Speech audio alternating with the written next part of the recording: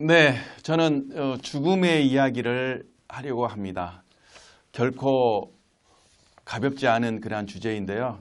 저는 5살경에 그 죽음의 문턱에 이르렀던 그러한 경험이 있습니다. 5살 무렵에 저는 그 농촌의 그 기독교 가정에서 태어나서 그곳에서 그 유년 시절을 보냈는데요. 5살 무렵에 아버지와 어머니가 그 교회 근처에 장로님을 모시고 함께 식사하는 자리였는데 제가 그날따라 좀 늦잠을 잤어요.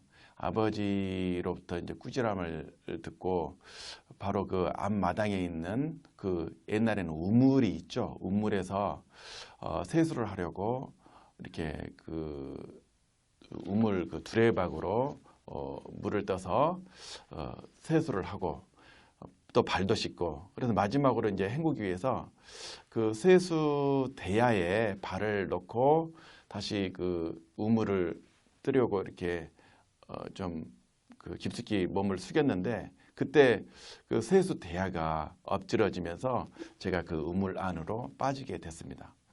풍덩 소리와 함께 빠졌는데요.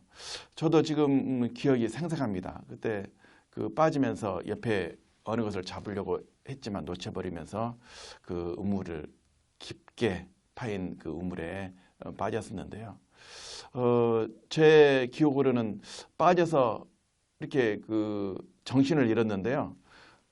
한참 되는 그 우물에 그 당시는 우물이 제 기억으로는 한 10m 정도의 그 우물이었는데 그 우물 깊숙이 빠지면서 밑에 바닥에 머리가 부딪히면서 정신이 나더라고요. 그러면서 한 바퀴 회전하면서 그 좀 물건을 잡으려고 했는데 그때 그 물건을 잡을 수가 없었어요.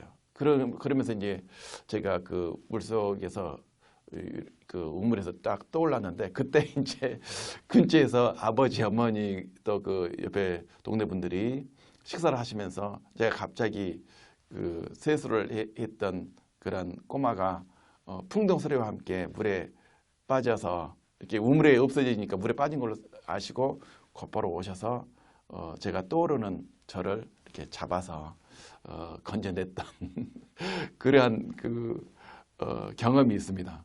그래서 그 짧은 순간이었지만 그 작은 그 죽음에 대한 경험을 했는데요.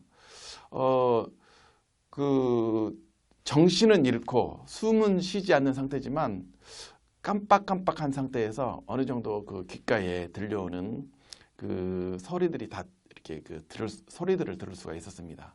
보통 죽음을 경험하는 사람들 중에서 여러 가지 그 감각 중에서 제일 마지막까지 살아있는 그 감각이 이 청각이라고 하잖아요. 저는 그 내용을 실감을 했습니다. 마지막 뭐 정신없이 또 온몸이 그 축 늘어진 상태에서 그래도 말소리만큼은 정확하게 이렇게 좀 어렴풋이 들리는 그런 경험을 했거든요. 그래서 죽음의 마지막 순간까지 살아있는 것은 청각이다. 이건 확실히 저의 경험상 맞는 것 같습니다.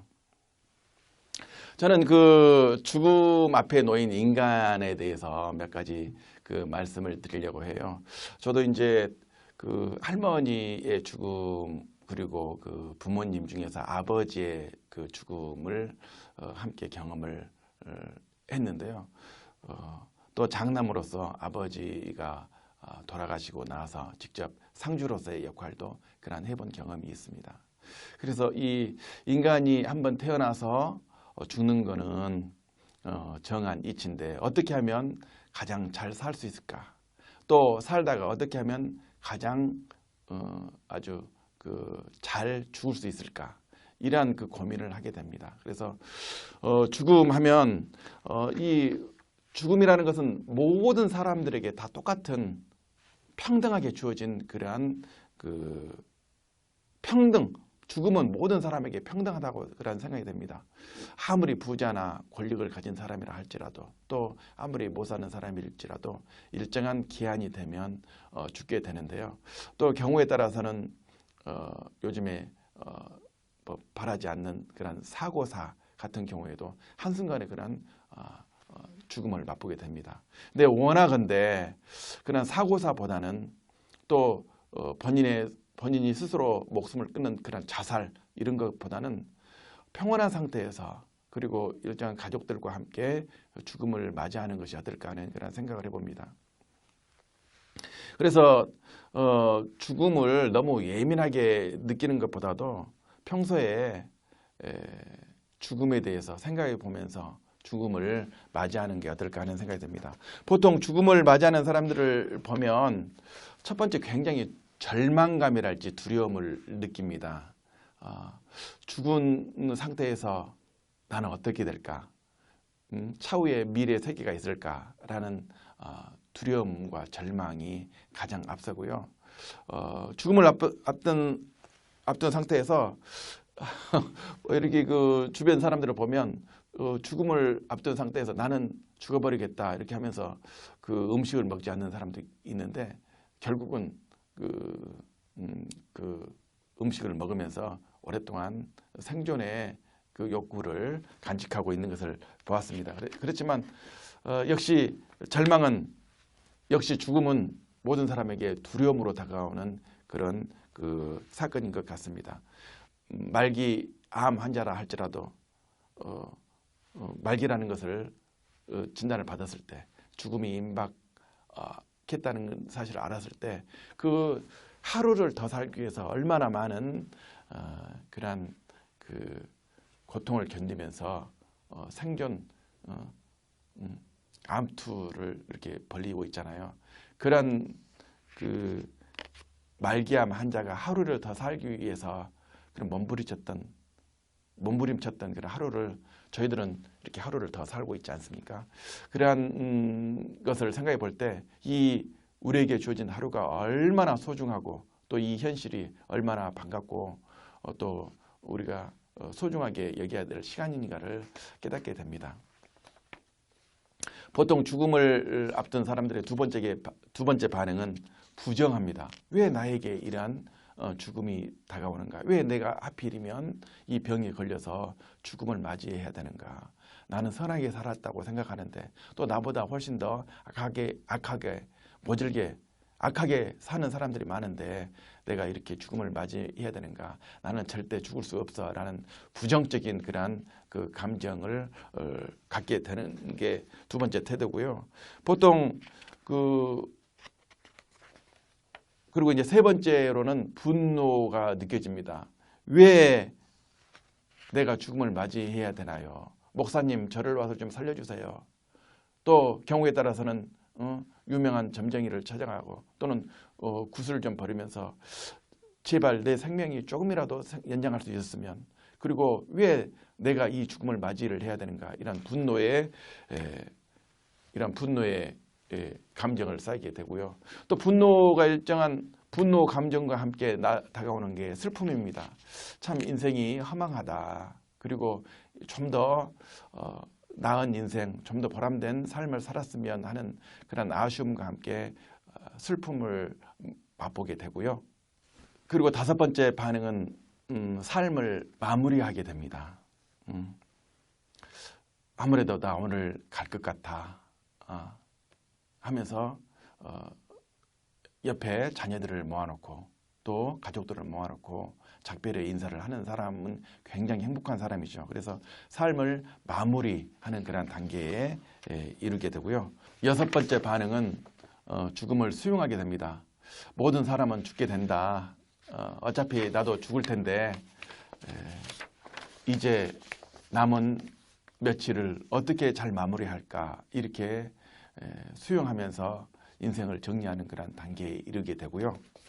그렇지만 일곱 번째로 나타나는 게 조그마한 희망을 갖게 됩니다. 내가 죽을 시기가 임박해 있지만 혹시 나에게 기적이 일어날지도 몰라. 또는 내가 신이 나에게 조그마한 생명의 연장의 기회를 생명을 연장할 수 있는 기회를 준다면 나는 좀 더 세상을 위해서 조금이나마 기여하고 싶어라는 그런 희망이 나타나기도 하고요. 여덟 번째 반응은 마음의 여유와 경우에 따라서는 웃음이 나기도 합니다. 이제 갈 때가 됐구나. 그러면서 세상의 모든 것을 놓고 또 정리하고 마음의 여유를 가지면서 죽음을 맞이하는 그런 사람들이 있습니다. 이것도 하나의 그 죽음을 맞이하는 중요한 태도라고 볼 수가 있는 것입니다. 그러면서 이 죽음을 여유롭게 웃으면서 경우에 따라서는 연속 사극을 보면 사약을 마시면서까지 예의를 왕에 대한 예의를 차리면서 이렇게 죽어가는 그런 사람들도 있고 또 사나이로서의 아주 멋진 웃음을 간직하면서 죽음을 맞이하는 그런 광경도 있는데요. 정말 이러한 죽음을 맞이하는 태도 여러 가지가 있습니다. 이러한 여러 가지 죽음을 맞이하는 태도 중에서 저는 그 내세에 대한 소망, 특히 기독교인으로서요, 내세가 분명히 있다. 내세 다음 세계가 분명히 존재한다. 영혼에 대한 믿음을 가지고 있습니다. 저는 기독교 신자로서 앞으로 사후에 나타나게 될 심판과 그 다음에 심판에 대해서 엄중하게 생각을 하고 있습니다.